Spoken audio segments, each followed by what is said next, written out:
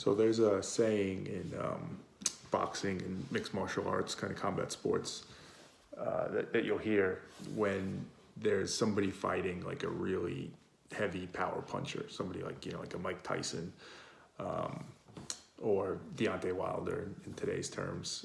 These guys that can just put somebody to sleep with one punch. And what you'll hear people say often is for the guy that's fighting that power puncher, the problem is that guy has to be perfect for 12 rounds or 5 rounds, whatever it is, whatever sport they're in. They have to be perfect for the whole time. Versus the other guy, the Mike Tyson, he only has to be perfect for a second, right? If the fight's 36 minutes long and the other guy does everything he's supposed to do for 35 minutes and 59 seconds, bobs, weaves, gets out of the way, moves, angles, the whole thing perfectly. But for 1 second, he slips up and he gets hit. It's all for naught. It's all gone. And it's so true. It's so true, right? And you see that in sports, right? It's the big advantage if you're that power puncher that you have. You don't have to be perfect. And I bring that up because I find that as I have more conversations with people, and I try and continue to push myself to think better, to really try and follow a lot of the frameworks and the things I talk about, the objectives, reality, rational actions, and checking my instruments and being open-minded and being aware of my blind spots and biases and all those things, really trying to seek objective truth. And as I try and have conversations that push other people to do the same so that we can actually get to a productive outcome, I find that scenario or that saying applies just as equally. Now, it's a little different in how you apply it, but the concept is the same. If I have a conversation with somebody about a topic that's really emotionally charged or, it's heavy in perhaps they have a lot of biases about it or they're really dug in on their viewpoint, we could talk for 30 minutes. We could talk 15 times over the course of a month and have really productive conversations. And, I could use all the tools and the tricks and try and kind of disarm their defenses and really try and learn and listen from them and use that to respond and really get them to open up and challenge their way of thinking and challenge my way of thinking. And we're really doing what we should be doing.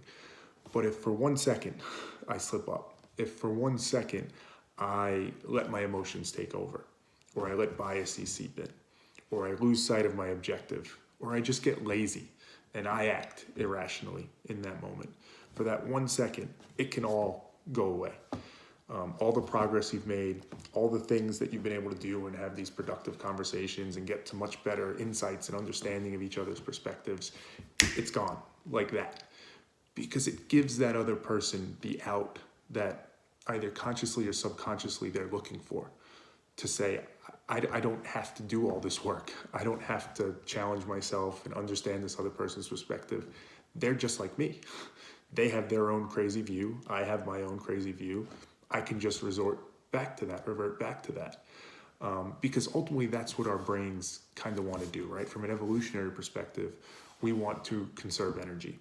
We develop biases and heuristics for that reason. These shortcuts are there to help us be more efficient and save energy in that way. So if given the opportunity, almost always people are going to take it.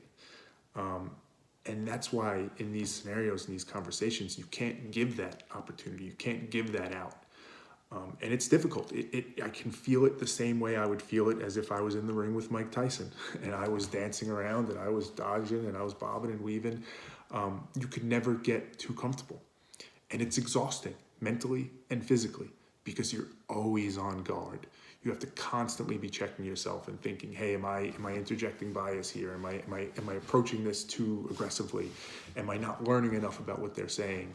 Am I not, following the rules I should be following? Because if I'm not, that 1 second, it's going to be all over, right? It's going to be lights out.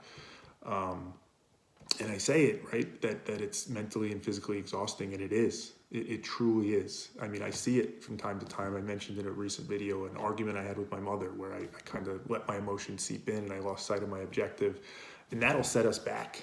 Our relationship will be fine. But in terms of this progress of thinking better, that'll set us back a ways, because she's now gotten that out of saying, I don't have to go through that thought exercise or whatever it is with him anymore. So it speaks to why so few people do it, because it is so hard and it is so exhausting. And it takes just a constant effort and proactiveness to do it the right way. And the risk of it being that, again, you could be perfect 99% of the time, you could get it all right, but it just takes that 1% for it to all come undone. So when people start doing their cost benefit calculations, it's very easy to say it's not worth it. I just feel the way I feel, and that's it. I don't want to change. I don't want to think differently. It's too hard. It's too tiring. But from my perspective, it's too important not to strive for it. I may never get it right? I may get knocked out by Mike Tyson every time. But I think it's still worth it. I think there are benefits still to be gained, and I think we still have to strive for it. And my hope is, as I keep doing this, keep going through this journey, you start to figure out ways to go from that, I have to be perfect always versus they have to be perfect for a second, and start to shift that dynamic a little bit to where maybe you can set some concrete milestones and progress that are made, that you don't always have to go back and start back at zero. And you could start to fundamentally change the way people think and the way they challenge themselves and their self-awareness and reflectiveness, to make that dynamic different. Right now, it still feels like it's like that, right? Like it's that, that 1 second can ruin everything. So, the things I talk about in these videos are really meant to keep me sharp, to keep me on guard and where I need to be 100% of the time, just not 99% of the time. But yeah, just something I've been thinking about, probably partially because I feel it sometimes in the exhaustion, and there's this temptation to say, like, is it worth it? Is it really worth it? But again, I think it is. I think it is. So I'll keep striving for it, keep trying to avoid those 1 seconds, because sticking with the analogy, Mike Tyson's been beaten. Plenty of guys have. Deontay Wilder was just beaten by a better boxer. Like there are approaches that overcome that. There are approaches that can make it work. You just have to be willing to put forth the effort, and develop the skills and get to that point. And that's what I'll keep striving for.